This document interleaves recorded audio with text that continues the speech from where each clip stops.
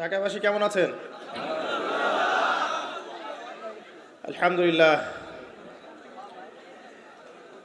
ঢাকাবাসী তো সামনে বিপদ, ভালো থাকেন কিভাবে? বিশ্বাস হচ্ছে না? ঢাকাবাসীর সামনে বিপদ। আমার আগে কেউ বলেছিল যে ঢাকা হচ্ছে the city of Akhiruzzaman, Dhaka যে শেষ জামানার শহর, এটা কি আমার আগে কারো মুখে শুনেছেন? আচ্ছা, তো যখন আমরা ল্যান্ড করি ঢাকায়, তখন একটা পরিচিত দৃশ্য দেখা যায়। এই দৃশ্য বাংলাদেশের অন্য কোনো জায়গায় দেখা যায় না। সেটা হলো বাক্সে বাক্সে বন্দি জীবন। উঁচু উঁচু কিছু ইমারত দেখা যায়, ইট কাঠ পাথরের কিছু ইমারত, ছোট ছোট বাক্সের মতো, আকাশ থেকে বাক্সের মতো লাগে দেখতে। তো এই যে বাক্সে বাক্সে বন্দি জীবন, এই দৃশ্যটা ঢাকাতে আসলে দেখা যায়। দেখুন, যখন আমরা ল্যান্ড করি তখন কি দেখি? দেখি হাইলি কনস্ট্রাক্টেড বিল্ডিংস। ঢাকায় আমরা দেখি হাইলি কনস্ট্রাক্টেড বিল্ডিংস। আজকে থেকে 200 বছর আগে এমন দৃশ্য কেউ দেখেছে কিনা আমার জানা নাই। তবে একটা হাদিস থেকে আমি আলোচনা শুরু করি, তাহলে বুঝতে পারবেন। নবী সাল্লাল্লাহু আলাইহি ওয়াসাল্লাম মসজিদে বসে আছেন, মসজিদের মধ্যে, নববীর মধ্যে, এবং হাদিসটা তার ইন্তেকালের অল্প কিছুদিন আগের হাদিস। এটা প্রারম্ভিক সময়ের হাদিস নয়, শেষের দিকের হাদিস। কোরআনের যেমন শানে নজুল আছে, হাদিসেরও কিন্তু শানে নজুল আছে। ঠিক আছে? কোরআনের যেমন শানে নজুল আছে, এক একটা আয়াত এক একটা প্রেক্ষাপট এসেছে, নাজিল হয়েছে, ঠিক একইভাবে হাদিসেরও কিন্তু শানে নজুল আছে। নবী সাল্লাল্লাহু আলাইহি ওয়াসাল্লামের জীবনের শেষের দিকের হাদিস এটা। তিনি মসজিদে বসে আছেন, একজন ব্যক্তি মসজিদে প্রবেশ করলেন, শুভ্র সাদা কাপড় পরিহিত, ধবধবে সাদা, অতি উত্তম কাপড়, পরিচ্ছন্ন, প্রবেশ করলেন এবং রাসূল সাল্লাল্লাহু আলাইহি ওয়াসাল্লামের হাঁটুর সাথে হাঁটু লাগিয়ে বসলেন। ঠিক আমরা যেমন আত্তাহিয়াতু পড়ার সময় যেভাবে বসি নামাজে, এভাবে। আমার কথা কি বুঝতে পারছেন? আচ্ছা, এবার নবী সাল্লাল্লাহু আলাইহি ওয়াসাল্লামকে তিনি ব্যাক টু ব্যাক 4টা প্রশ্ন করছেন। এক নম্বর বলছেন, ইয়া মুহাম্মদ, হে মুহাম্মদ সাল্লাল্লাহু আলাইহি ওয়াসাল্লাম, আখবিরনি আনিল ইসলাম, আমাকে ইসলাম সম্পর্কে বলুন। নবীজি বললেন, ইসলাম হচ্ছে কালিমা, আল্লাহ এক সাক্ষ্য দেয়া, নবী মুহাম্মদ সাল্লাল্লাহু আলাইহি ওয়াসাল্লামকে সর্বশেষ রাসূল সাক্ষ্য দেয়া, সালাত কায়েম করা, যাকাত দেয়া, রমাদান মাসে সওম রাখা এবং সামর্থ্য হলে হজ করা, এই হলো ইসলাম। তিনি বললেন, সাদাকতা, আপনি সত্য বলেছেন। ওমর রাদিয়াল্লাহু আনহু বলছেন, ফাআজিবনা লাহু ইয়াসআলুহু ওয়া ইউসাদ্দিকুহু, আমরা তার প্রশ্ন শুনে অবাক হয়ে গেলাম। সে নিজেই প্রশ্ন করছে, নিজেই আবার সত্যায়ন করছে। যে প্রশ্ন করছে সে তো জানার জন্য প্রশ্ন করছে। ছাত্র যদি ওস্তাদের কাছে প্রশ্ন করে যে ওস্তাদ এটা কি, ওস্তাদ বলে এটা এই, তখন সেই ছাত্র যদি বলে যে আপনি সত্য বলেছেন, তার মানে এই ছাত্র আগে থেকে উত্তরটা জানতো, তাই নয় কি? তার মানে এই প্রশ্ন করে আগে থেকেই জানে যে উত্তরটা কি হবে। তো দ্বিতীয় প্রশ্ন করছেন তিনি, বলছেন, আখবিরনি আনিল ঈমান, ঈমান কি, আমাকে ঈমান সম্পর্কে বলুন। নবী সাল্লাল্লাহু আলাইহি ওয়াসাল্লাম বলছেন, ঈমান হচ্ছে 6টা বিষয় বিশ্বাস করা। তুমিনা বিল্লাহ, আল্লাহ বিশ্বাস করবে, ওয়া মালাইকাতিহি, তার ফেরেশতা মণ্ডলীর প্রতি, ওয়া কুতুবিহি, তার সমস্ত আসমানি কিতাবের প্রতি, ওয়া রুসুলিহি, তার সমস্ত রাসূলগণের প্রতি, ওয়াল ইয়াউমিল আখির, পরকালের প্রতি, ওয়াল কদরি খায়রি ওয়া শাররি, তাকদীরের ভালো মন্দের প্রতি। এই 6টা পিলারে বিশ্বাস করলে আপনি মুমিন হলেন। প্রশ্নকারী বলছে, সাদাকতা, আপনি সত্য বলেছেন। আবারও তৃতীয় প্রশ্ন করছেন, আখবিরনি আনিল ইহসান, হে মুহাম্মদ সাল্লাল্লাহু আলাইহি ওয়াসাল্লাম, আমাকে ইহসান সম্পর্কে বলুন, ইহসান কি জিনিস? নবী সাল্লাল্লাহু আলাইহি ওয়াসাল্লাম বলছেন, ইহসান হচ্ছে আনতা আবুদাল্লাহ কাআন্নাকা তারাহ, তুমি এমনভাবে আল্লাহর ইবাদত করবে যেন তুমি আল্লাহকে দেখতে পাচ্ছ। ওয়া ইল্লাম তাকুন তারাহু ফাইন্নাহু ইয়ারাক, যদি তুমি আল্লাহকে দেখতে না পারো, জেনে রাখবে আল্লাহ ঠিকই তোমাকে দেখছেন। এই আল্লাহ কনসিয়াসনেসের নাম হচ্ছে ইহসান। কি নাম? ইহসান। ইসলামের ভিত্তি পেলাম 5টা, ইমানের কয়টা পেলাম? 6টা। আর ইহসানের ব্যাখ্যা কি পেলাম? আল্লাহ কনসিয়াসনেস, মানে আল্লাহকে হাজির নাজির জেনে ইবাদত করা। কেউ যদি আল্লাহকে হাজির নাজির জেনে ইবাদত করে, সে কিন্তু পাপ করতে পারবে না। তার নামাজে মনোযোগ কিন্তু ডানে বামে যাবে না ইনশাআল্লাহ। তো তিনি বললেন, সত্য বলেছেন আপনি। এবার চতুর্থ প্রশ্ন করছেন তিনি, যে আখবিরনি আনিস সাআ, আমাকে কিয়ামত সম্পর্কে বলুন, কিয়ামত কবে হবে? তখন নবী সাল্লাল্লাহু আলাইহি ওয়াসাল্লাম বলছেন, মাল মাসউলু আনহা বিআ'লামা মিনাস সাইল, এ বিষয়ে প্রশ্নকারীর চেয়ে উত্তরদাতার জ্ঞান বেশি নয়। এই বিষয়ে প্রশ্নকারীর চাইতে উত্তরদাতার জ্ঞান বেশি নয়, মানে কেউই জানে না কিয়ামত এক্স্যাক্টলি কবে হবে। তখন প্রশ্নকারী থেমে যাচ্ছেন না, প্রশ্নকারী আবার প্রশ্ন করছেন, 5 নম্বর প্রশ্ন, যে ফাখবিরনি আন আমারাতিহা, তাহলে আমাকে কিছু আলামত বলেন কিয়ামতে কিছু আলামত বলেন। নবী সাল্লাল্লাহু আলাইহি সাল্লাম অনেক আলামত বলতে পারতেন কিন্তু, এবং তিনি বলেছেনও, সারা জীবনে তিনি অসংখ্য আলামত বলেছেন। এবং আলামতগুলোকে দুই ভাগে ভাগ করা যায়, এগুলো বড় এবং কিছুগুলো হচ্ছে ছোট। যদিও বা সবগুলোই আলামত, তবে এটা হচ্ছে ফিকহের বিষয়, উসুলের বিষয়ের মধ্যে আমরা নিয়ে আসতে পারি যে বড় ছোট ভাগ করা যাচ্ছে, আলেম ওলামারা ভাগ করছেন। যাই হোক, 10টা বড় বড় আলামতের কথা বলা হয়েছে। এই 10টা না আসা পর্যন্ত কিয়ামত হবে না।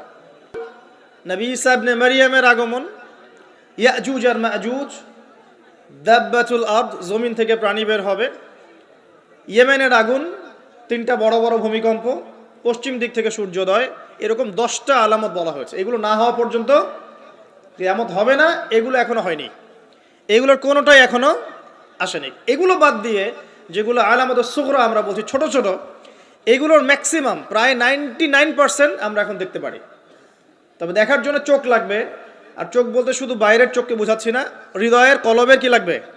চোখ লাগবে। আমি আপনার কলবের চোখ দিয়ে আপনাকে শহরটাকে চেনাচ্ছি। আপনার এই হাদিসে নবী সাল্লাল্লাহু আলাইহি সাল্লাম অনেকগুলো আলামত না বলে মাত্র 2টো আলামত বলেছেন। কয়টা? মাত্র 2টো। আমি বলছি জীবনের শেষের দিকের হাদিস, শেষ সময় তো আমরা বেশি নসিহত করতে যাবো, তাই না? মনে করেন আপনার পিতা মৃত্যুসজ্জায়, আল্লাহ না করুক, এখন তিনি আপনাকে ওসিয়ত করছেন যে বাবা এইটা করবা, এইটা করবা না, মায়ের যত্ন নিও, বোনদের যত্ন নিও, ইত্যাদি ইত্যাদি। তখন তার ওসিয়তগুলোকে আপনি কত গুরুত্বের সাথে গ্রহণ করবেন, এবং সেই সময় যত ইম্পর্টেন্ট কথা থাকবে সেগুলোই তো মানুষ বলবে, তাই নয় কি? সবচেয়ে ইম্পর্টেন্ট কথাগুলোই মানুষ বলবে।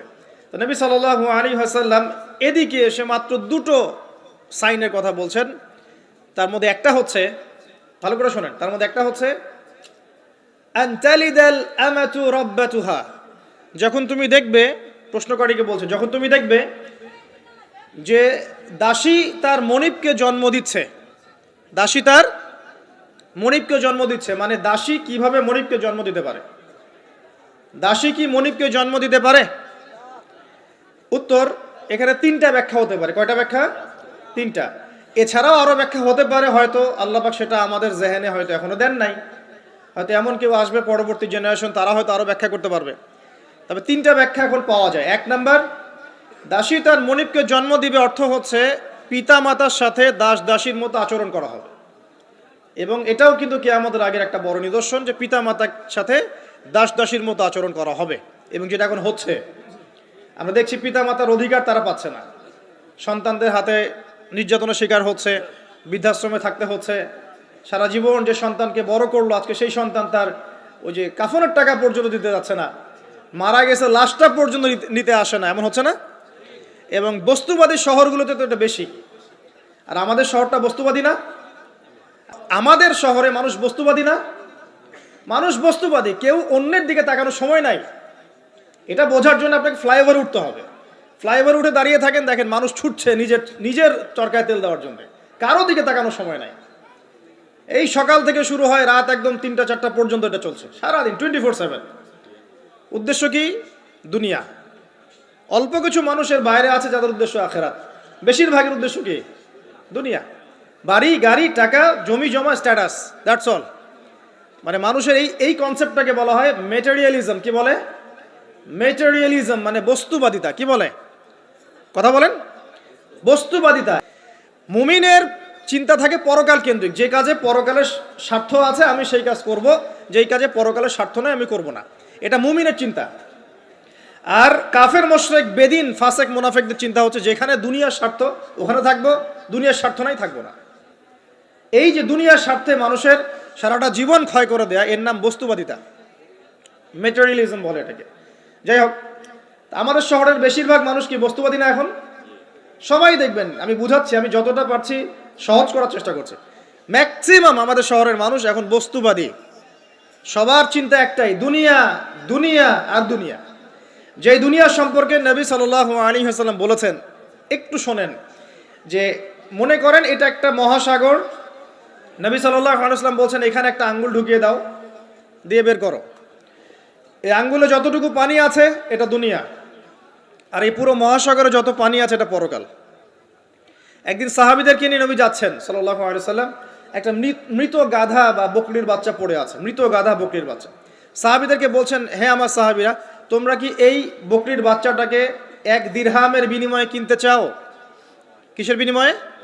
1 দিরহাম। তো দিরহাম কি জিনিস সেটা পরে বোঝাবো এখন ইনশাআল্লাহ, ওইগুলো এখন বুঝবেন না।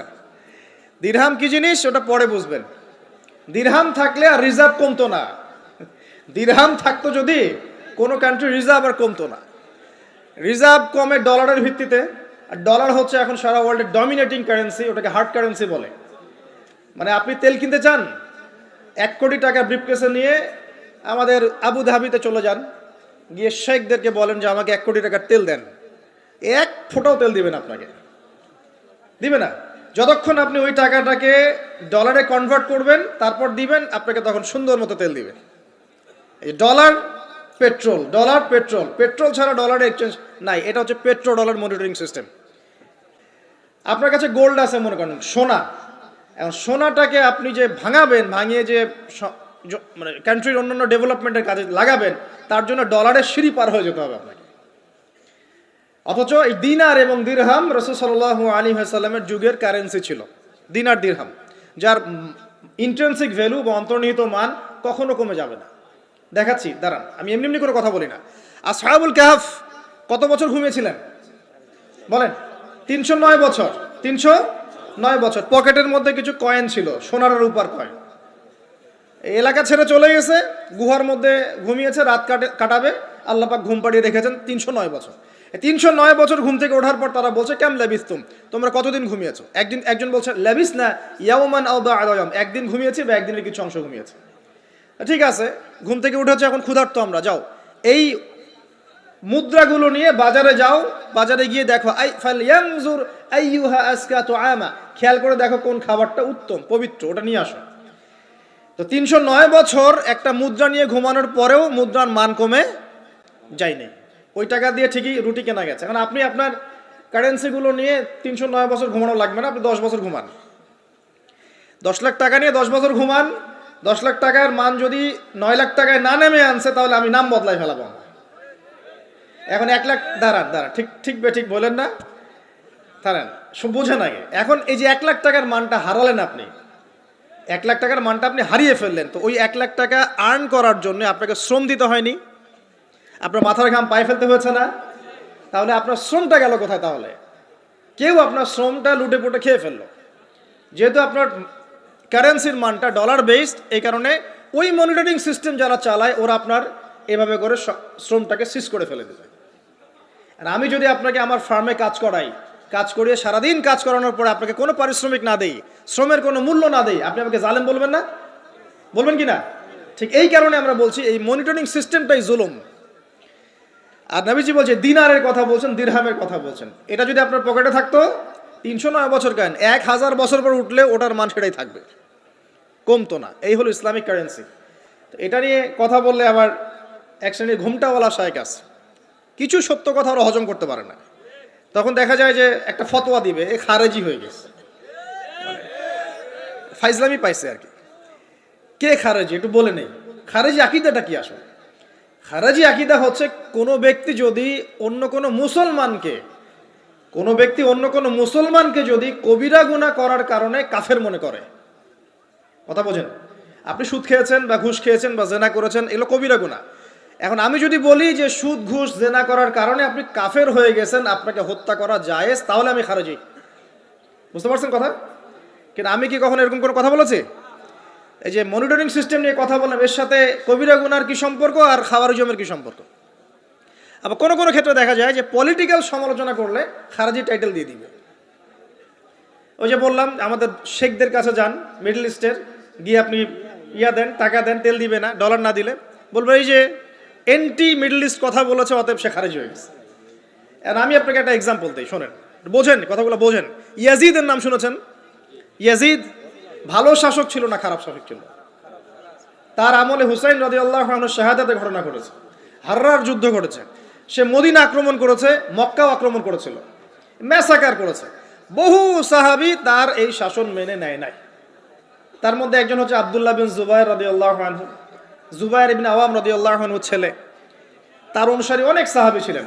আর আমাকে বলেন, ইয়াজিদ যখন মক্কা মদিনা আক্রমণ করছিল, ইয়াজিদ যখন মক্কা মদিনা আক্রমণ করছিল বা তার সেনাবাহিনীরা যখন ইমাম হুসাইনকে কারবালার প্রান্তরে শাহাদত দিচ্ছে বা আক্রমণ করছে তার সপরিবারে, এখন যে সাহাবীরা তার বিরুদ্ধে একটু অবস্থান নিয়েছে, এই সবগুলো সাহাবী কি কাফের হয়ে গেছে, তাগুত হয়ে গেছে আর খারেজি হয়ে গেছিল নাকি? তারা কি ইয়াজিদের অন্যায়ের প্রতিবাদ করার কারণে খারেজি হয়ে গেছিল নাকি? তো পলিটিক্যাল সমালোচনার সাথে খাওয়ারিজমের কোনো সম্পর্ক নেই। কিন্তু এরা এটাকে একটা সুকৌশলে মুসলিম উম্মার যুবকদের মধ্য থেকে সত্য কথা বলার মানসিকতাকে কেড়ে নিয়েছে, সত্যকে উপস্থাপন করার মানসিকতাকে দমিয়ে দেওয়ার জন্য একটা খারেজি ফতোয়া শুরু করে দিয়েছে। এখন যেখানে সেখানে যা ইচ্ছা বলবেন খারেজি ফতোয়া দিয়ে দিন। সুবহানাল্লাহ। যাই হোক, ওদিকে যাচ্ছি না, আমি মূল জায়গায় আসি। দেখুন, আমরা রাসূলের হাদিস থেকে জানছি দুনিয়ার মূল্য এতটুকু। তুমি কি এই বকরির বাচ্চাটাকে 1 দিরহামের বিনিময়ে কিনবা? সাহাবীরা বলছেন 1 দিরহাম কেন ইয়া রাসূলুল্লাহ সাল্লাল্লাহু আলাইহি ওয়াসাল্লাম, বিনা মূল্যেও যদি আপনি আমাকে এটা দেন বা আমাকে এটা দেয়া হয়, আমি এটা কিনবো না। বিনামূল্যেও যদি আমাকে এই মৃত বা এই পচা গলা এই গাধার বাচ্চা বকরির বাচ্চাকে দেয়া হয়, আমি কিনবো না। নবী সাল্লাল্লাহু আলাইহি ওয়াসাল্লাম বলছেন এটাই হচ্ছে দুনিয়া। আল্লাহ পাকের কাছে দুনিয়ার মূল্য এই বকরির বাচ্চার চাইতেও কম। তো এখন আমরা যারা বস্তুবাদিতায় লিপ্ত আছি, দুনিয়ার এই যে ফিকির, সারাদিন দুনিয়ার ফিকির মানুষকে এমনভাবে পেয়ে বসে না, মানুষ দুনিয়ার আলাপ ছাড়া কোনো কথাই বলতে চায় না। দেখবেন একজন আলেমের কাছে বসবেন, সে আপনাকে কোরআনের কথা বলবে, হাদিসের কথা বলবে।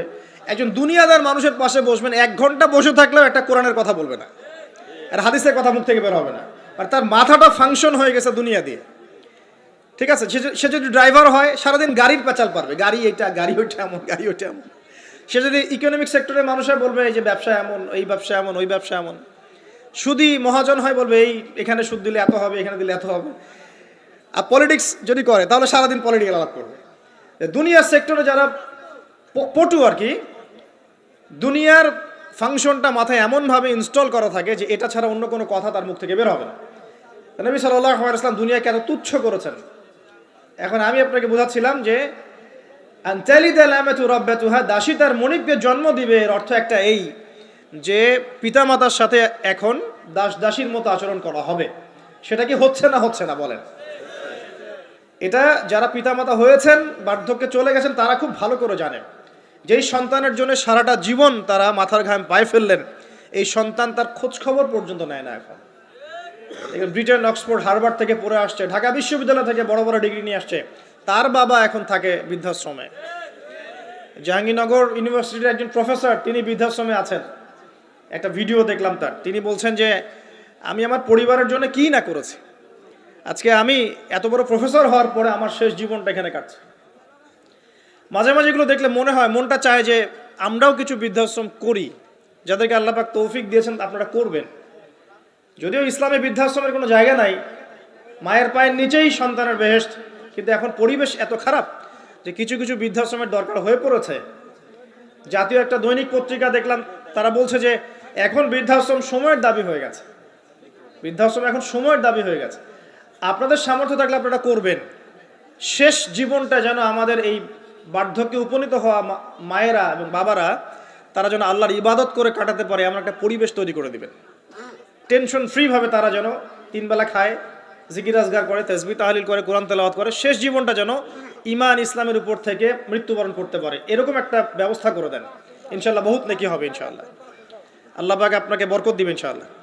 এটা একটা ব্যাখ্যা হতে পারে। সেকেন্ড ব্যাখ্যা হতে পারে এই, দাসী তার মনিবকে জন্ম দিবে অর্থ হচ্ছে এই যে সমাজের ন্যায় অন্যায়, হক বাতিলের মানদণ্ড উল্টে যাবে। কারণ দাসী মনিবকে জন্ম দিতে পারে না, পারে? তার মানে একটা ব্যাখ্যা এটাও হতে পারে, সত্য মিথ্যা হয়ে যাবে, মিথ্যা সত্য হয়ে যাবে কিয়ামতের আগে আগে, হক বাতিল হয়ে যাবে, বাতিল হক হয়ে যাবে। ঠিক এটাও অন্যান্য হাদিসে এসেছে। সত্যবাদীকে বলা হবে মিথ্যাবাদী, মিথ্যাবাদীকে বলা হবে পরম সত্যবাদী। যে ব্যক্তি আমানতদার তাকে বলা হবে খেয়ানতকারী, যে খেয়ানতকারী তাকে বলা হবে পরম আমানতদার। এটা হচ্ছে না এখন আমাদের এই বিজি শহরগুলোতে, এটা হচ্ছে না। আমাদের এখানে বিশ্বাসটা এতই কমে গেছে, দেখবেন কোনো মানুষ যদি সেধে কাউকে খাওয়ায়, আসেন হোটেলে বসেন খান, সন্দেহের চোখে তাকাবে যে না জানি আমাকে কি খাওয়ায় দিল, আমাকে খাওয়ায় আবার কি লুটপাট করে, তাই না? দেখেন আমাদের শহর থেকে বিশ্বাসটা কমে গেছে না? একটা বন্ধন টিকে থাকে বিশ্বাসের উপরে। আমি বলি যে একটা সম্পর্ক শুধুমাত্র ভালোবাসার ভিত্তিতে টিকে থাকে না, ভালোবাসার চেয়ে বড় জিনিস হচ্ছে বিশ্বাস। আর সেই বিশ্বাস যখন উঠে যায় তখন পরিবার ভেঙে যায়, স্বামী স্ত্রীর বন্ধন ভেঙে যায়, সামাজিক কাঠামো ভেঙে যায়। আমাদের সমাজ থেকে বিশ্বাসটা উঠে গেছে, দেখবেন কেউ কাউকে বিশ্বাস করতে পারে না। হ্যাঁ, তো এই যে বস্তুবাদিতা আমাদের বিশ্বাসটাকে নষ্ট করে ফেললো। খেয়াল করে দেখেন, এই রাত্রেবেলা গাড়ি নিয়ে যাবেন, রাস্তায় যদি কেউ দাঁড়িয়ে থাকে, ভাই আমি খুব বিপদে পড়েছি একটু লিফট দেন, ভয়েই দাঁড়াবো না এখানে গাড়ি নিয়ে, না জানি আবার কোন ট্র্যাপে ফেলায়, তাই না? বিশ্বাস প্রতারণার কি যুগ, কেউ কাউকে বিশ্বাস করতে পারছে না, কেউ কাউকে বিশ্বাস করতে পারছে না। স্বামী তার স্ত্রীকে বিশ্বাস করে না। এই শহরে বহু স্বামী আছে এই শহরের, স্ত্রীকে বিশ্বাস করে না, কারণ জানে যে আমি বাইরে গেলে ফোনে অনেকগুলো বেটার সাথে লাইন মারে, স্বামী খুব ভালো করে যায়। এ কারণে দেখা যায় স্বামীও বাইরে আবার কয়েকটা একাধিক ওই যে বলবো উপস্ত্রী উপপত্নী জোগাড় করে রেখে দিছে, আছে না? মেয়ে স্ত্রী বাসায়, স্বামী যখন চলে যায় স্ত্রী অন্যের সাথে পরকিয়া করে, আবার স্বামী বাইরে গিয়ে স্ত্রীকে বাদ দিয়ে অন্য মেয়ের সাথে পরকিয়া করে। এই জিনিসটাই শহরে বেশি না কম বলেন? লজ্জা করেন না, সত্যি কথা বলেন, এটা বেশি না কম? বেশি, দিন দিন বাড়ছে। আর যে মিডিয়াগুলো আমরা দেখি এগুলোই শিখায় আমাদেরকে, পরকীয়া শিখায় না? পরকীয়া শিখায়। আর এটা যে এত ভয়াবহ মহামারী আকার ধারণ করেছে না, যে অনেক ক্ষেত্রে দেখা যায় স্বামী অফিসে যাওয়ার সাথে সাথেই বয়ফ্রেন্ড বাসায় হাজির। এই যে বাক্সে বাক্সে বন্দি জীবন বললাম, বাক্সে বাক্সে বন্দি ফ্ল্যাটের ভিতরে তো ঢুকলে আর বোঝা যায় না ভিতরে কি হচ্ছে। কত ফ্ল্যাটে যে জেনা হয় এখন এই শহরে আল্লাহ ভালো জানে। এই ফ্ল্যাটের প্রত্যেকটা ইঞ্চি ইঞ্চি মাটি আল্লাহর কাছে সাক্ষী দিবে। যেখানে যে মাটিতে বসে অবিবাহিত যুবক যুবতী জেনা করেছে আর বিবাহিত যুবক যুবতীরা এবং এই স্বামী স্ত্রী জেনা করেছে, এর ইঞ্চি ইঞ্চি মাটি আল্লাহর কাছে কথা বলবে। এর ইঞ্চি ইঞ্চি মাটি আল্লাহর সামনে কথা বলবে। ইযা যুলজিলাতিল আরদু জিলজালাহা ওয়া আখরাজাতিল আরদি আথকালাহা ওয়া ক্বালা লিল ইনসানু মা লাহা ইয়াওমাইযিন তুহাদ্দিসু আখবারাহা। সেদিন তুহাদ্দিসু আখবারাহা, জমিন তার খবর বলবে আল্লাহর কাছে। জমিনের কোথায় কোন পাপ হয়েছে সব বলে দিবে। এই জমিনে এখানে দাঁড়িয়ে জেনা করেছে, ওইখানে দাঁড়িয়ে মদ খেয়েছে, ওইখানে কাউকে খুন করেছে, জমিন বলে দিবে। একটা কথা এখানে মাঝখানে বলে দেই, যারা অবিবাহিত যুবক যুবতী আছো, এই লেকচার তোমরা যারা শুনছো, তোমাদের মধ্যে কেউ যদি জেনা করে থাকো, অবিবাহিতর কথা বলছি, তোমাদের কাঁধের মধ্যে এখন 100 বেত্রাঘাতের শাস্তি ঝুলে আছে। সূরা নূরের 1 থেকে 3 নম্বর আয়াত পড়ে দেখবে, অবিবাহিত যুবক যুবতী যদি জেনা করে তাদের শাস্তি হচ্ছে 100 বেত্রাঘাত, তাও জনসমক্ষে, এবং এক বছরের জন্য নির্বাসন। এই বিধানগুলো যদি পৃথিবীর কোনো দেশেও না থাকে, আসমানে আছে। মরার সাথে সাথেই এই বিধান কার্যকর হবে ইনশাআল্লাহ। বুদ্ধি কি? একটাই উপায় আছে। এই লেকচার কানে চলে গেছে, অনতিবিলম্বে অজু করবে, অজু করে খালেস ভাবে রাতের শেষ রাতে জায়নামাজ বিছাবে, জায়নামাজ বিছিয়ে আল্লাহর সামনে দাঁড়িয়ে 2 রাকাত নামাজ পড়বে, পড়ে নিজের পাপের কথা স্মরণ করে চোখ দিয়ে দরদর করে পানি ফেলে দিবে, আল্লাহকে সেজদায় গিয়ে বলবে, আল্লাহ আমি জেনা করেছি, আমাকে মাফ করে দাও। আল্লাহ আমার এই পাপের কথা কেউ জানে না, তুমি জানো, মাফ করে দাও। এই মাফ নেওয়ার পরে আবার ওই যার সাথে করেছেন ওর সাথে আবার লিঙ্ক আপ করার চেষ্টা করেন না। আসো আমরা জেনা করেছিলাম, আসো বিয়ে করে নেই, এটা সলিউশন না। জেনা করেছেন, আগে তওবা করে ফিরে আসতে হবে, তারপরে পুরো জীবন ইসলামিক লাইফ লিড করতে হবে। আল্লাহ যদি দেখেন যে হ্যাঁ আপনি ঠিকঠাক তওবা করে আল্লাহর পথে চলছেন, আল্লাহ তখন আপনাকে নেককার স্ত্রী দিবে ইনশাআল্লাহ। এই এই এই একমাত্র রাস্তা যুবকদের জন্য এবং যুবতীদের জন্যও। যুবকরা না হলে পার পেয়ে যেতে পারে, কারণ একটা কথা সমাজে প্রচলিত আছে না, যে ছেলে মানুষের ইজ্জত তো সহজে যায় না, গোপন হয়ে গেছে, কেউ জানে না, আল্লাহ মাফ করে দিয়েছেন, সে হয়তো পার পেয়ে গেল। কিন্তু এই যে মেয়ে, তুমি যে 8-10টা ছেলের সাথে জেনা করেছো, তোমার ইজ্জতের কি হবে? তোমার যে সতীত্ব তুমি নষ্ট করেছো, তুমি তো বিয়ের পর কোনো ঘরে গেলে সে হাজবেন্ডও বুঝতে পারবে তুমি আর সতী সাধী নও। তখন তোমার কি হবে? এটা গেল স্বেচ্ছায় জেনা। আর যদি আপনি ধর্ষণ করে থাকেন কাউকে, তাহলে তার হক তাকে ফেরত দিতে হবে। কিভাবে দিবেন সেটা আপনার বিষয়। আল্লাহর কাছে ক্ষমা চান, ইস্তেগফার করেন। জেনার ফলশ্রুতিতে সমাজে মহামারী নেমে আসে। জেনা, পরকীয়া, অশ্লীলতার কারণে সমাজে এমন সব রোগ ব্যাধির উদ্ভব হয় যেগুলো কখনো ছিল না। এই শহরটা জেনার শহর, আমাদের এই ঢাকা শহর জেনার শহর। আপনাকে এটা বোঝার জন্য আমার লেকচার না শুনে আপনি পেপার পত্রিকা ঘাটেন, অনলাইন সার্চ করেন, দেখবেন এই শহরে আনাচে কানাচে জেনা হয় এবং ওপেন জেনা হয়। মানুষ জেনাকে হালাল মনে করে। এই শহরের যুবক যুবতী যারা একে অপরের সাথে বয়ফ্রেন্ড গার্লফ্রেন্ড কালচারে লিপ্ত আছে, এটাকে তারা হালাল মনে করে, কেউ হারামও মনে করে না। কত বড় সাহস দেখায়। আর রাস্তা দিয়ে আমরা হেঁটে গেলেও বয়ফ্রেন্ড গার্লফ্রেন্ড এসে আমাদেরকে সালাম দেয়, হুজুর আমাদের জন্য একটু দোয়া করেন। তো প্রত্যেকটা পার্কে পার্কে যাবেন, এই যে আপনাদের রেস্টুরেন্টগুলোতে যাবেন, দর্শনীয় যে স্পটগুলো সেখানে যাবেন, দেধার সে জেনা হচ্ছে, জেনা আর জেনা। আমি এই যুগের কথাই বলছি। নবী সাল্লাল্লাহু আলাইহি ওয়াসাল্লাম বলছেন, আমাদের নবী বলছেন, আমার উম্মতের একটা অংশ, সবাই না, আমার উম্মতের একটা অংশ অবশ্যই জেনাকে হালাল করে নিবে, অবশ্যই মদকে হালাল করে নিবে, মদ পান করবে কিন্তু মদের নাম অন্য দিবে, এবং তারা গান বাজনা বাদ্যযন্ত্র নর্তকীদেরকে হালাল মনে করে নিবে। নবী সাল্লাল্লাহু আলাইহি ওয়াসাল্লাম বলেছেন, যখন সমাজে এরকম পাপ বাড়ে তখন সমাজে এমন সব রোগ ব্যাধি আসে যা আগে কখনো ছিল না। এবং এদের ব্যাপারে নবীজি বলেছেন, একদিন সকালবেলা আল্লাহ পাক এদেরকে বানর এবং শুয়োর বানিয়ে দিবেন। কিয়ামতের আগে এই ঘটনাও ঘটবে, বিকৃত হবে। ভূমিধস, ভূমিকম্প, ভূমিধস এবং আকৃতির বিকৃতি, এগুলো আযাব আসবে আল্লাহর পক্ষ থেকে। এই জেনা, এই ব্যভিচার, এই পরকীয়া, নোংরামি, অশ্লীলতার কারণে। ঘরে ঘরে এগুলা বয়ফ্রেন্ড গার্লফ্রেন্ড কালচার। কেউ মনে করে না যে এগুলা হারাম, কেউ মনে করে না যে আমার এই যে সহপাঠী আমার গায়রে মাহরাম। এই গায়রে মাহরাম শব্দটাই নাই। কাজিন, চাচাতো বোন, মামাতো বোন, খালাতো বোন, এই যে কাজিন, এরা জেনা করছে। পেপার পত্রিকা পড়েন, একটু অনলাইন ঘাটেন, দেখেন কোন যুগে আছেন আপনি। সমাজে ন্যায় অন্যায় হক বাতিলের মানদণ্ডই উল্টে যাবে। মানুষ ন্যায়কে অন্যায় মনে করবে, অন্যায়গুলোকে ন্যায় মনে করে নিবে। কোনো মানদণ্ড নাই। আমাদের শহরের এই অবস্থা, শান্তিতে কিভাবে ঘুমাবেন আপনি? নিশ্চিন্তে থাকবেন কিভাবে? কখন যে আল্লাহর গজব চলে আসে। কোরআনে একটা আয়াত আছে, যখন আল্লাহ পাকের গজব আসবে তখন শুধু জালেমদের উপর খাস করে আসবে না। আলেমদেরকে জিজ্ঞাসা করেন, আলেম ওলামাদেরকে জিজ্ঞাসা করেন, যখন আল্লাহর গজব আসবে জালেমদের উপরে শুধু খাস ভাবে আসবে না, সবার উপরে আসবে।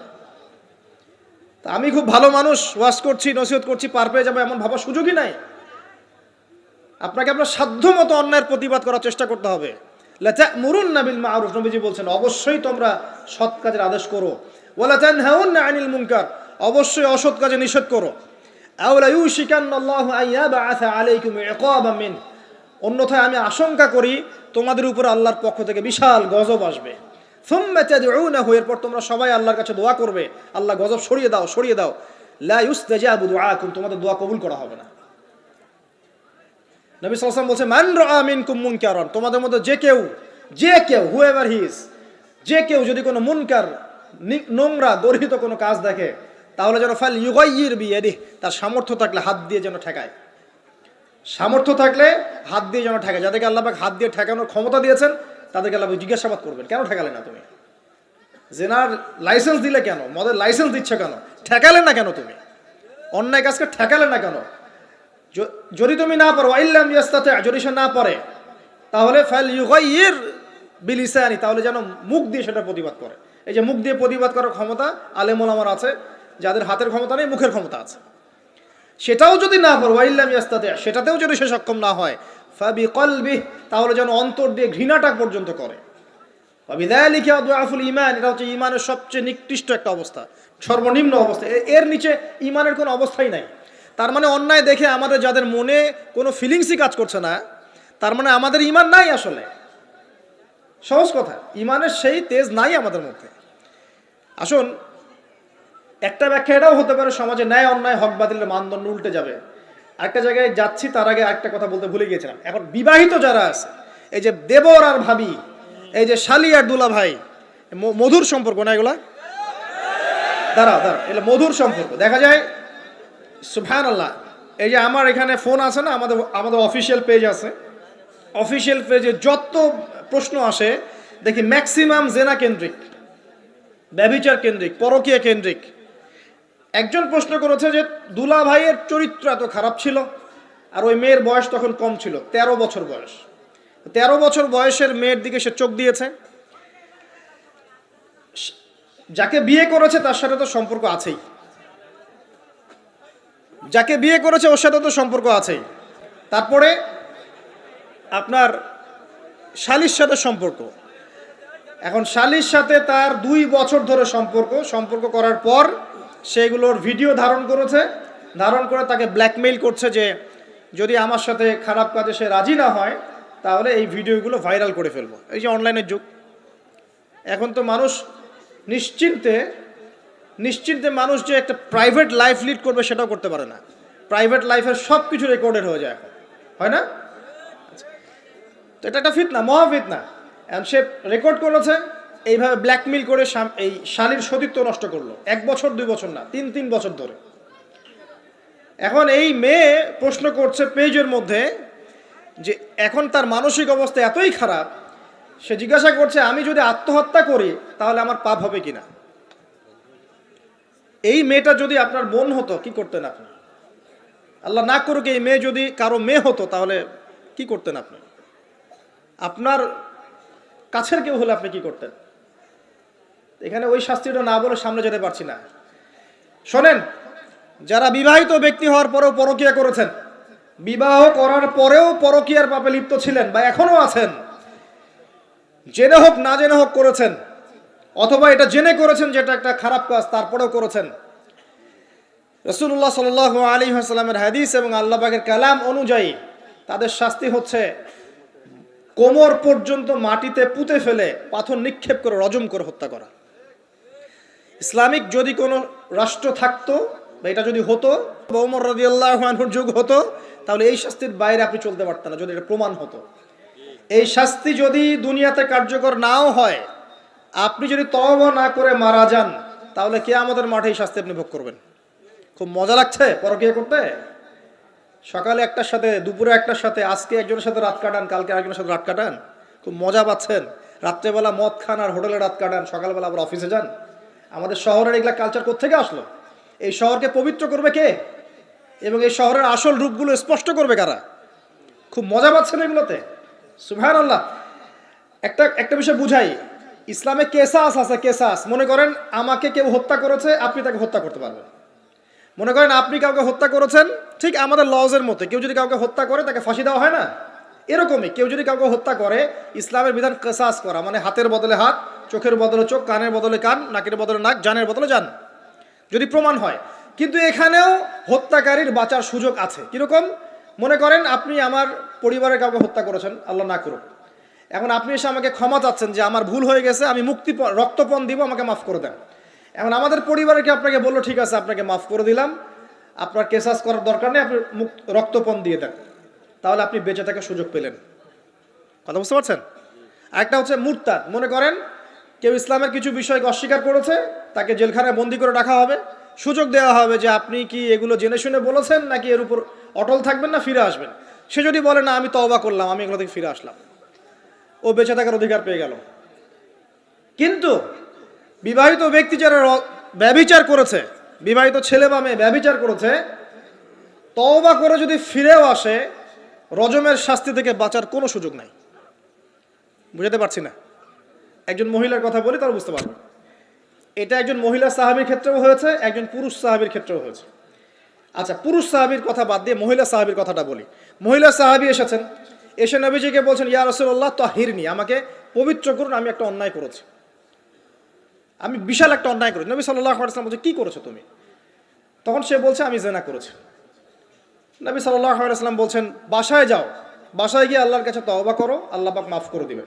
নবীজি এটাকে হাইড করতে চাচ্ছেন। কারণ কি? যখন আপনি কেস আদালতে নিয়ে যাবেন তখন তো উপায় নাই, আপনাকে তো বিচার করতেই হবে। তুমি বাসায় ফিরে যাও, তওবা করো, আল্লাহ মাফ করে দিবেন। সে মহিলা নাছোড়বান্দা, না আমার বিচার করে দেন, আমার বিচার করে দেন, পরকালে আমি শাস্তি পেতে চাই না, দুনিয়াতে আমার বিচার করে দেন। নবী সাল্লাল্লাহু আলাইহি ওয়াসাল্লাম বলছে তুমি কি গর্ভবতী হয়েছো?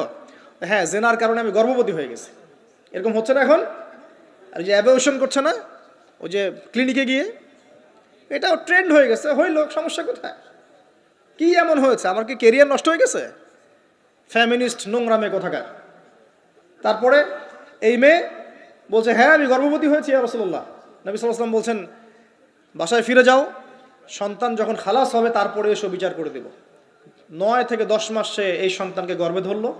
ধরার পরে সন্তান যখন খালাস হয়ে গেল, সে নবীর কাছে এসে সন্তান কোলে নিয়ে নবজাতক, ইয়া রাসূলুল্লাহ সাল্লাল্লাহু আলাইহি ওয়াসাল্লাম দরুদ পড়বেন, আমাকে পবিত্র করে দিন, আমার সন্তান হয়ে গেছে এখন। নবী সাল্লাল্লাহু আলাইহি ওয়াসাল্লাম বলছেন সন্তান কি দুধ খাচ্ছে? হ্যাঁ দুধ খাচ্ছে।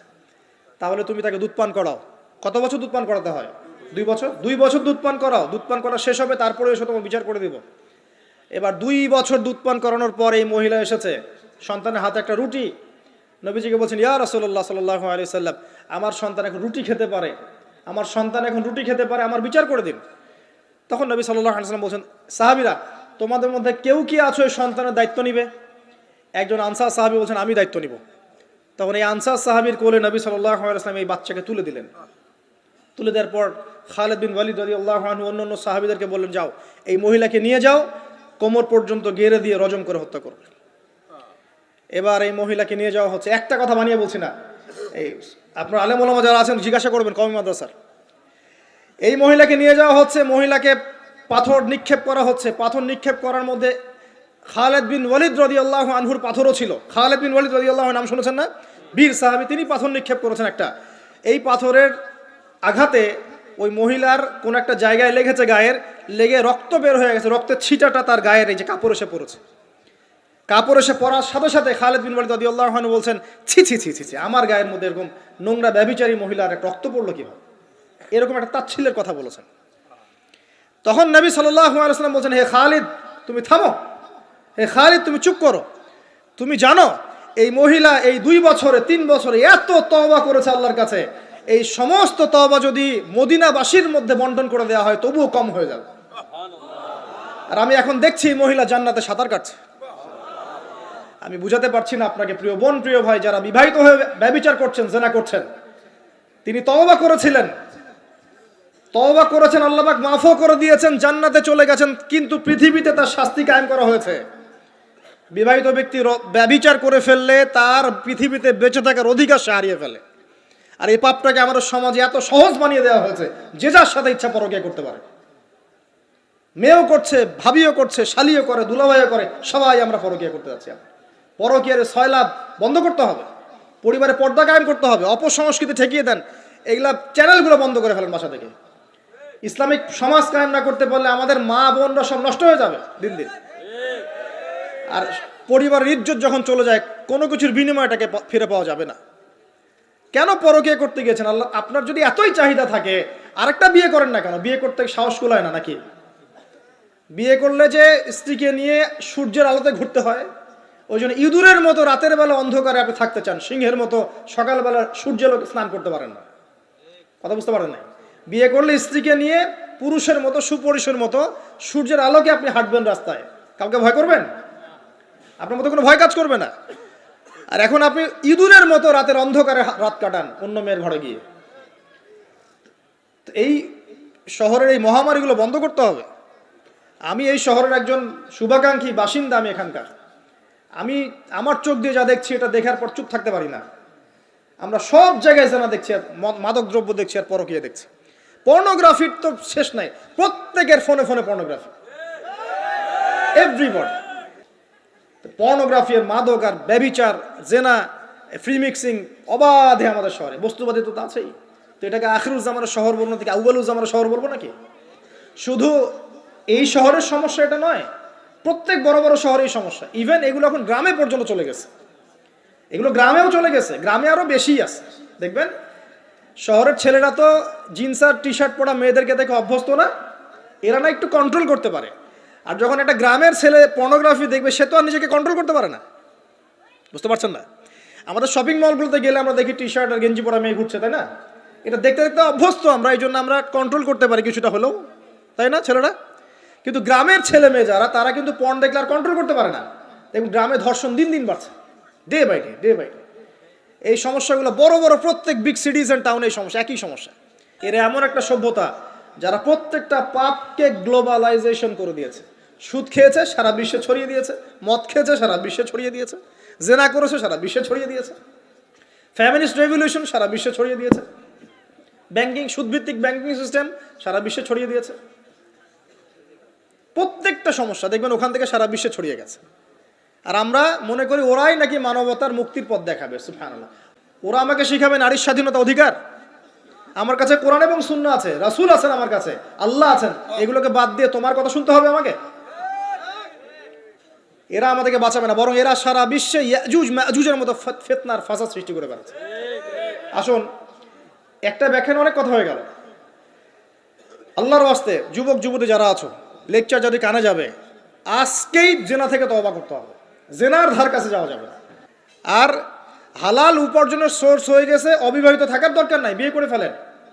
বিয়ে আপনার জীবনটাকে সুশৃঙ্খলতা নিয়ে আসবে। আমি গার্ডিয়ানদেরকে রিকোয়েস্ট করবো যে বিয়েটাকে সহজ করে দেন, কঠিন জটিল করেন না, জেনা বাড়তে থাকবে। না হলে যে সন্তান, যে ছেলেটাকে মেয়েটাকে ছোট মনে করছেন না, ছোট নাই, সে অলরেডি 4-5 ঘাটের পানি খেয়ে আসছে দেখবেন।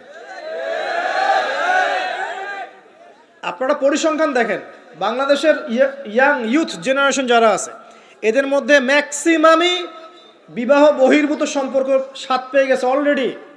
স্কুল কলেজ পাশ করেনি, এখন পর্যন্ত সম্পর্ক করে বসে আছে। আর ছোট ছোট মেয়েগুলোকে ছোট মনে হয়, বদের হাড্ডি সবগুলো। সব জায়গায় দেখবেন এরা বেশি বদের হাড্ডি। কেন বলছি জানেন? এরা ছেলেদেরকে সিডিউস করে, ভালো মেয়ে কোথায় খুঁজে পাবেন এখন? খুব রেয়ার, খুব ডিফিকাল্ট, খুবই ডিফিকাল্ট। এমনকি আর ভিতরে কথা বলতে গেলাম না, আমার ফ্যামিলির, আমাদের স্ত্রীরা তো মাদ্রাসায় পড়েছে, পড়ে নাই? ভিতরে কথা বলতে গেলাম না, মাদ্রাসায় পড়া মেয়ে কেমন করে এগুলা কাজ করতে পারে? অতএব বিয়েটাকে সহজ করেন, জেনাটাকে বন্ধ করেন, পরকীয়া রাস্তা বন্ধ করেন। এগুলো শাস্তি দুনিয়াতে না পেলেও পরকালে পেতে হবে। কিন্তু রাসূলুল্লাহ সাল্লাল্লাহু আলাইহি ওয়াসাল্লাম মেরাজের রাতে গিয়ে দেখে এসেছেন যে একটা চুলা দেখেছেন, চুলা তন্দুর চুলার মতো, নিচের দিকটা ফাঁপা, উপরের দিকটা সরু, আগুন জ্বলছে দাউ দাউ করে, এক শ্রেণীর মানুষকে পোড়ানো হচ্ছে।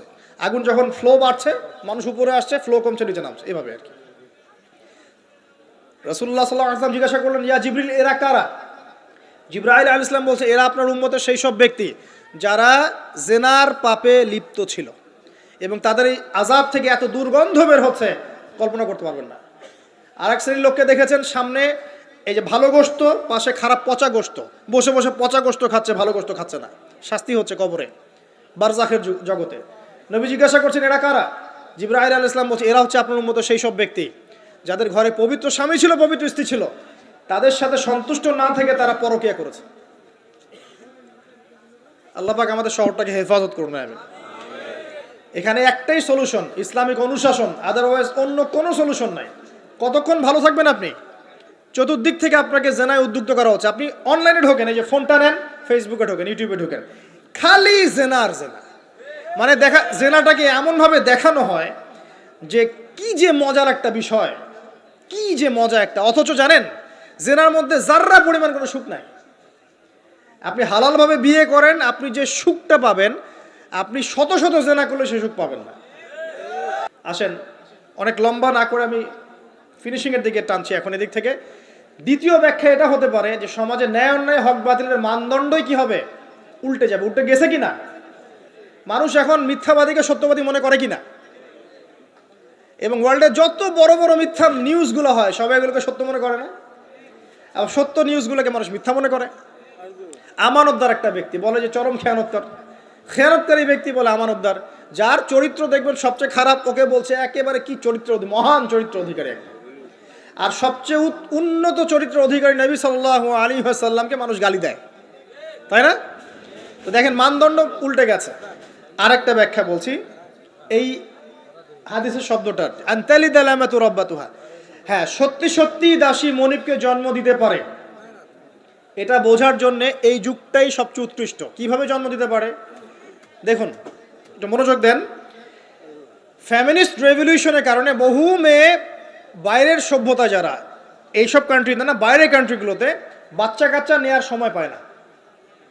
ফ্যামিনিস্ট রেভলিউশনের কারণে বহু মেয়ে বাচ্চা কাচ্চা নেওয়ার সময় পায় না। বাচ্চা নিবে কিভাবে? এখন সন্তান তো দরকার।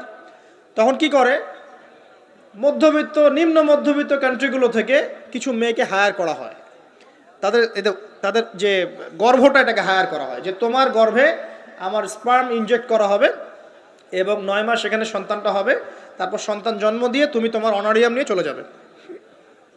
মনে করেন একটা কাপল, ওদের তো মেয়েদের বাচ্চা কাচ্চা নেওয়ার সময় নাই, তো প্রোগ্রেস এগিয়ে যাওয়া, ইজ্জতও থাকে না, 10-15 বছরের মধ্যেই সারা জীবন এভাবেই তারা চলে, 10টা 20টা জেনা হয়, এগুলো কোনো বিষয় না।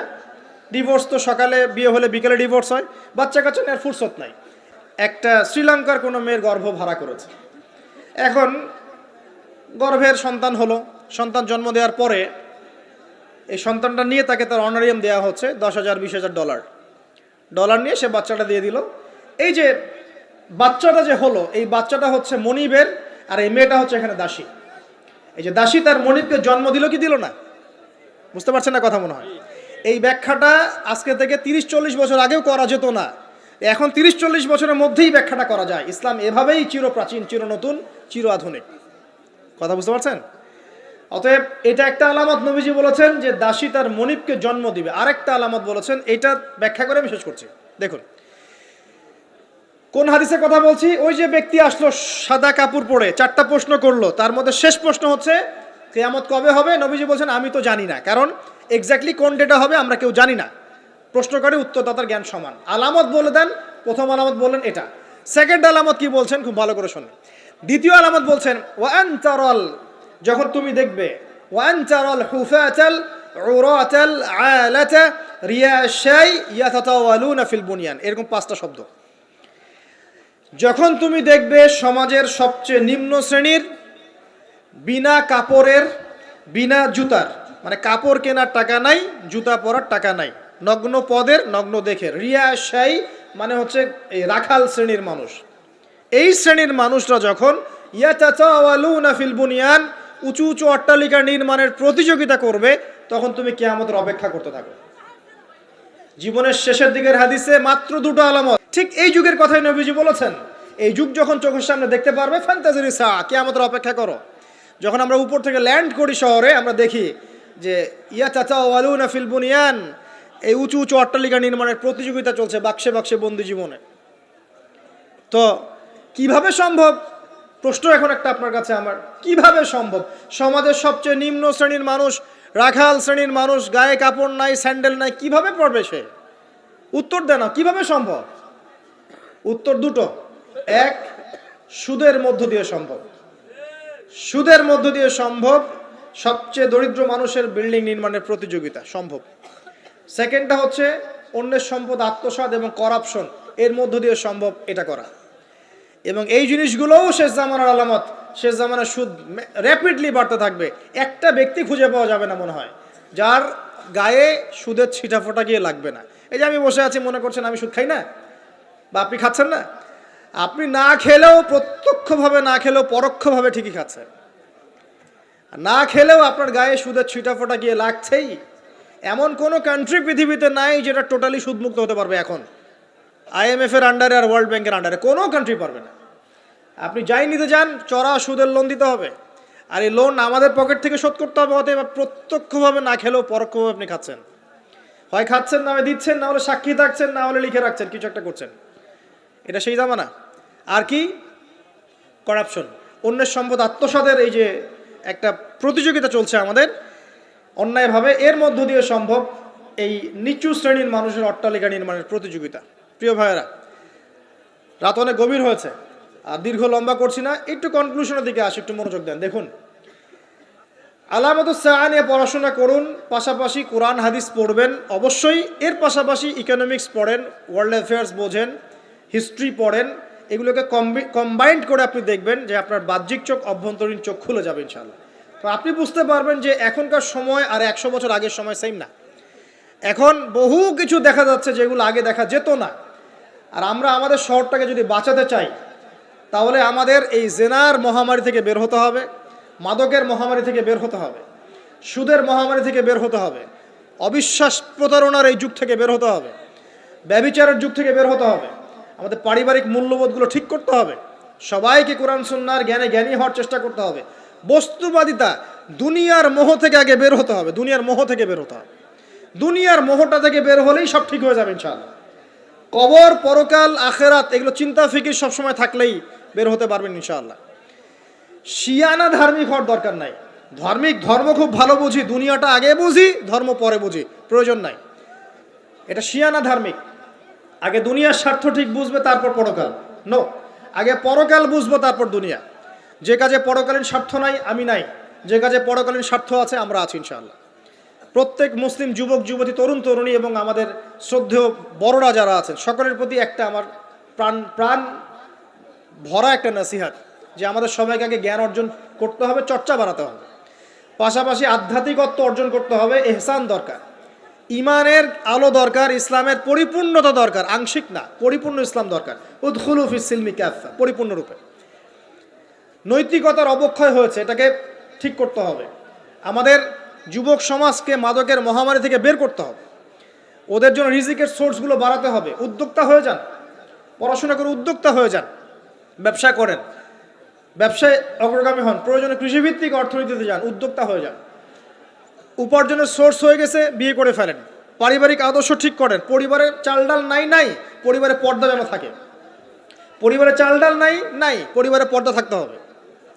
পরিবারে খাবারের সংকট আছে, থাক, পরিবারে নামাজ থাকতে হবে, তালিম থাকবে, কোরআন থাকবে, সন্তানদেরকে ইসলামিকভাবে প্রতিপালন করতে হবে। শেষ জামানার আলামতগুলো যখন দেখা যাচ্ছে, এখন আর আয়েশ করে বসে থাকার কোনো সুযোগ নাই। সর্বপ্রথম নসিহাত, পড়াশোনা করুন, বস্তুবাদিতা থেকে বেরিয়ে আসুন, ম্যাটেরিয়ালিজম থেকে বেরিয়ে আসুন, পরকালের বান্দা হয়ে যান। পরকাল ঠিক আছে, তারপর দুনিয়া ঠিক করেন। অল্পতে সন্তুষ্ট থাকার চেষ্টা করেন। এত বেশি প্রয়োজন নয় আমাদের। দুনিয়ার জীবনে এসেছি একটা পানির মতো, হাতের মধ্যে লেগে থাকা পানি, আর পরকালটা পুরো মহাসমুদ্র। মৃত গাধার মতো দাম নয় আল্লাহর কাছে দুনিয়ার। অতএব এত বেশি ফোকাস করার দরকার নেই। যতটুকুতে আমাদের হয়ে যায় ব্যাস সন্তুষ্ট থাকেন। মা বোনদেরকে পর্দা রাখার চেষ্টা করেন, আপনার মেয়ের দিকে খেয়াল রাখেন, মেয়ের দিকে খেয়াল রাখেন। এই 8 বছর 9 বছর মেয়ে হয়ে গেছে, ওর দিকেও খেয়াল রাখতে হবে আপনাকে। ফ্রি মিক্সিং বন্ধ করেন। আপনার মেয়েকে পড়াতে চান, আপনি মেয়েদের স্কুলে দেন, মেয়েদের কলেজে দেন, মেয়েদের মাদ্রাসায় দেন। ফ্রি মিক্সিং আছে ওখানে দিয়েন না। আপনি চাকরি করতে যাচ্ছেন মেয়ে হয়ে, যেখানে মেয়েরা চাকরি করে সেখানে করেন। ছেলেদের সাথে ফ্রি মিক্সিংয়ে যায় না। যদি ইজ্জতের মূল্য থেকে থাকে তাহলে এগুলো করেন। আর না হলে ওই যে একটা স্বনামধন্য কলেজের নাম দেখলেন কয়েকদিন আগে, একটা সার্টিফিকেট অর্জন করার জন্যে যদি আপনাকে অন্যের বিছানায় রাত কাটাতে হয়, ওই সার্টিফিকেটের মুখে থুতু দিই আমরা। কোনো প্রয়োজন আছে? ইজ্জত বিক্রি করে সার্টিফিকেট অর্জন করতে হবে? আর তোমরা একটা চাকরি পাওয়ার জন্যে অন্যায়ভাবে অন্যদেরকে হল থেকে বহিষ্কার করছো, পিটাচ্ছ, হকি স্টিক দিয়ে মারছো, এর ফল কি তোমাকে পরকালে ভোগ করতে হবে না? একটা চাকরির জন্য তুমি তোমার গায়রতকে বিসর্জন দিয়ে দিলা, অনেস্টিকে বিসর্জন দিয়ে দিলা। রিজিকের মালিক কে? অতএব আল্লাহ রিজিক দিবে তোমাকে। অন্যায়ের সাথে আপোষ করে চাকরি পেতে যাও না। অন্যায় কাজ করে, অন্যায়ের পথে থেকে, অন্যায়ের পথে যারা আছে ওদেরকে সন্তুষ্ট করে চাকরির আশা করো না। ওই চাকরিতেও কোনো বরকত থাকবে না। নিজের যোগ্যতায় নিজের পরিচয় সৃষ্টি করো, নিজের পরিচয় নিজের যোগ্যতায় সৃষ্টি করো। ইনশাআল্লাহ আল্লাহ পাক তোমাকে বেহিসাব রিজিক দিবে ইনশাআল্লাহ। প্রিয় মুসলিম ভাই ও বোনেরা, আমরা এমন একটা যুগে বাস করছি, এই যুগটা আগের মতো নয়। পরিবারে ফিতনা দেখবেন, সমাজে ফিতনা দেখবেন, ধর্মে ফিতনা দেখবেন, সব জায়গায় ফিতনা দেখবেন। আপনাকে ফিতনাগুলো রিকগনাইজ করতে হবে, চিনতে হবে। চেনার জন্য জ্ঞান লাগবে, আল্লাহর নূর লাগবে, আমল বাড়াতে হবে, বেশি বেশি সুন্নাহ লাগবে, নবী সাল্লাল্লাহু আলাইহি ওয়াসাল্লামের সুন্নাহর উপর থাকতে হবে, পারিবারিক আদর্শ ঠিক করতে হবে, দাওয়াতের কাজ করতে হবে, আমর বিল মারুফ নাহি আনিল মুনকারের কাজ করতে হবে। এরপর ইনশাল্লাহ দেখবেন আস্তে আস্তে মুসলিমদের কমিউনিটির মধ্যে এই যত সমস্যা আছে ইনশাল্লাহ কেটে যাবে। আমরা জানি এই সমস্যাগুলো সাময়িক।